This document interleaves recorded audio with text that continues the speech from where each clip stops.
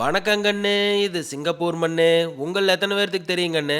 வெயில் காலத்துல நம்ம உடம்புல இருக்கிற நீர்ச்சத்து கம்மியாகி அதில் இருக்கிற வைட்டமின், வாழை மீன், மினரல்ஸ் எல்லாம் சுத்தமா கம்மியாகி மொத்தமா வேர்வையா வெளியேறாம இருக்க நாம அதிகமா சாப்பிட வேண்டியது கத்திரிக்காயின்னு. அப்படியா? அப்படியெல்லாம் ஒரு ஈர வெங்காயம் இல்ல. தாத்தா தாத்தா தை, தாத்தங்கையில நெய், நான் சொன்னதெல்லாம் பொய். பொய் சொன்னாலும் பொருந்த சொல்லணும். உதாரணத்துக்கு வேலையை முடிச்சுட்டு வீட்டுக்கு போய் தண்ணி வாத்துட்டு புட்டு கிட்டு சுட்டு வச்சிருந்தா உண்டு போட்டு காத்தாட ராத்திரி 10 மணி வாக்குல அம்மனி பக்கத்துல உட்காந்து இந்த ஜோசாலு காசுல 5 பவுன்ல ஒரு நெக்லஸ் பார்த்தேன், இந்த பிறந்த நாளுக்கு உனக்கு வாங்கி தார, உன்ற காலத்துக்குனே செஞ்ச மாதிரி இருந்துச்சுன்னு சொல்லி காரியத்தை சாதிக்கலாங்கிற நோக்கத்துல கன்னத்தை தொட்டா சொல்வதெல்லாம் பொய், மேல வைக்காத கை. சரி கிடக்குதடு, மேலதான் கை வைக்க முடியாது.